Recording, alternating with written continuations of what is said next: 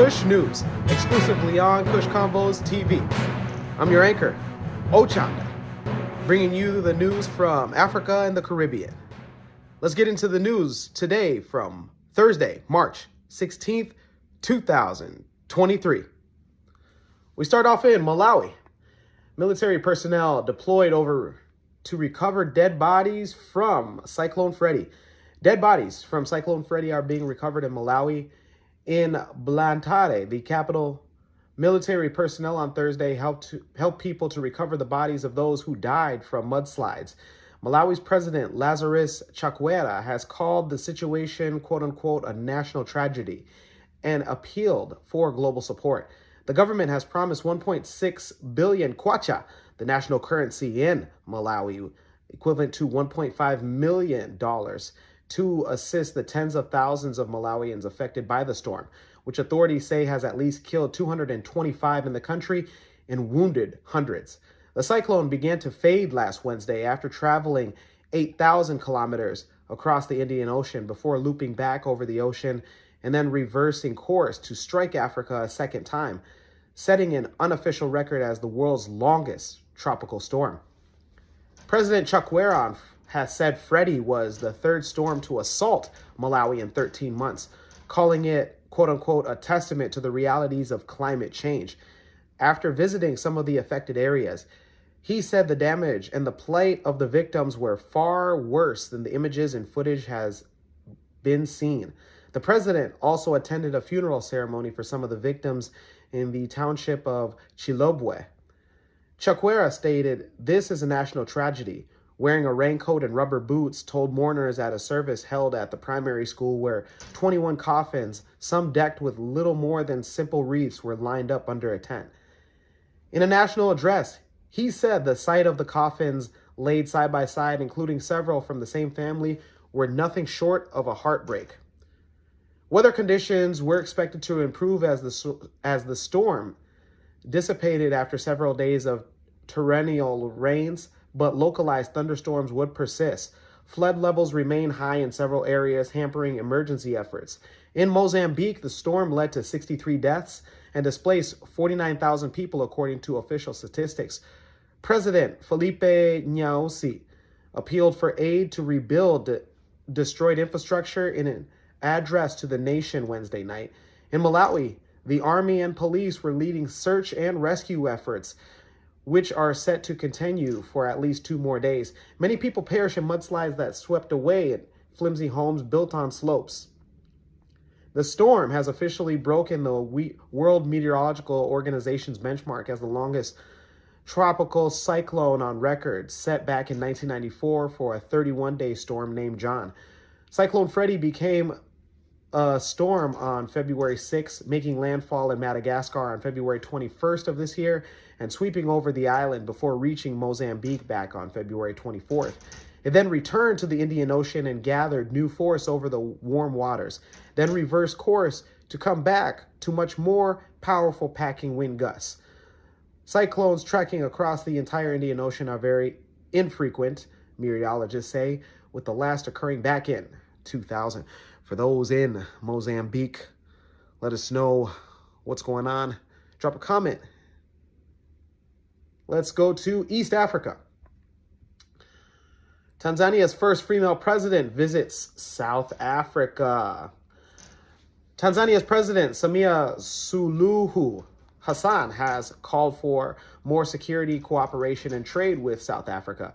President Hassan, Tanzania's first female leader, met South Africa's President Ramaphosa in the capital Pretoria on Thursday, where her delegation of cabinet members discussed trade opportunities and possible agreements with their South African counterparts. This is Hassan's first official visit to South Africa since she became president of Tanzania following the death of her predecessor, John Magufuli, back in 2021. President Hassan stated, "We have agreed to enhance our cooperation in the areas of trade and investment, considering that South Africa is among the main sources of direct foreign investment in Tanzania." She added that tourism and manufacturing are leading sectors for investment. Ramaphosa said trade volumes between Tanzania and South Africa continue to increase, but could be improved further. He also stated that among industries under discussion at Business Forum are agriculture and agro-processing, oil, gas, mining, and infrastructure development. The two leaders also noted that their countries' long-standing relations stretch back to anti-colonial struggles. Many South African anti-apartheid activists who fled the country under persecution for the repressive white minority government or to join the African National Congress underground armed movement found refuge and received military training in Tanzania. Among global challenges, the leaders noted the effect of the Russian invasion of Ukraine on African nations, including the interruption of the supply of agriculture-related products such as fertilizers, which have exacerbated the continent's food security situation problems. Hassan is set to host the United States Vice President Kamala Harris when she visits Africa at the end of March, as the U.S. continues to outreach to African countries as growing concerns from the United States on Asian influence. Harris' trip to Africa follows visits by U.S. Treasury Secretary Janet Yellen, First Lady Jill Biden, and current trip of the U.S. Secretary of State Anthony Blinken. All have encouraged stronger U.S. ties with African nations in the face of competition with China and Russia. Those in Tanzania, those in South Africa, let us know your comments below. Let's stay in South Africa. The South African taxi industry has rejected Julius Malema's charm offensive. The South African National Taxi Council has confirmed it will not be joining the EFF nationwide protests against load shedding and a call for President Ramaphosa's government to shut down.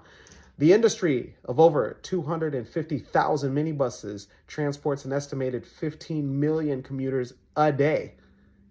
A complete shutdown would cost about 60 Rand billion-dollar industry and over 150 million Rand a day. On Wednesday night, Santaco, the official national Taxi Council, said its meeting with the leadership of the EFF did not mean they were supporting the protests. In the past, Santaco has refused to take sides in South Africa's politics. Taxi drivers who spoke to us said the industry lost a lot of money during the COVID lockdown, and many businesses were forced to close based on the regulations during that time. They say having a shutdown is another setback for the economy. As a country, we need to engage in progressive economic topics and not issues that will bring the economy to a standstill, said one member. Those in South Africa, let us know your comments below. Also, if you have any footage for the upcoming March 20th nationwide protests, reach on out to us. We'd love a live feed. And let's end this with West African countries. Clashes in Dakar amid Senegalese opposition leaders' trial. Tear gas and rubble on the road and tires on fire. Dakar saw clashes between protesters and security forces today. Young Senegalese demonstrators faced police in riot gear as the trial of main opposition figure Osame Sonko got underway. For weeks, activists and members of the opposition have denounced a retreat from democracy in the country. One protester said, "No one agrees with the way that those in charge are governing the country. There is a bad governance, there is injustice. Everyone can see it with the naked eye. You don't need a microscope. You can see it. So that's it. That's why we're fighting, and we're willing to give up our lives." On Thursday morning, Osame Sonko was forcibly removed from his vehicle by military on his way to court. He has been accused of slander by tourism minister Mame Niang, a member of Sal's party, after accusing him of being criticized by state inspectors for handling of a rural unemployed scheme. The 48-year-old has already announced that he would run in the 2024 presidential race, but his path faces judicial hurdles. He faces separate charges of allegedly raping an employee at a massage parlor. The outcome of the two cases opened up against him that could determine on whether he would be eligible to stand for office. On Tuesday, Sonko held an authorized rally where he urged thousands of supporters to come en masse to back him on the day of the trial. Riot police were already in place around the courthouse, and many schools in the capital city of Dakar were closed. A firebrand speaker who came third into the 2019 presidential election, Sonko has enjoyed rapid potential political ascent thanks to part of his popularity with young people. Back in March of 2021, the rape accusations against Sonko unleashed violence that claimed around a dozen lives. In recent years, several other prominent opposition figures have had their political careers cut short by legal cases. Authorities have denied any misuse of state institutions. For those in Senegal, let us know your comments below. And let us know what's to come in the upcoming elections. We end this with the African proverb of the day. And it comes to us from no particular nation. And it reads, "A single stick may smoke, but it will not burn." Once again, a single stick may smoke, but it will not burn. Let us know your interpretation of the African proverb of the day. For Kush News, I'm Ochanda. Next time.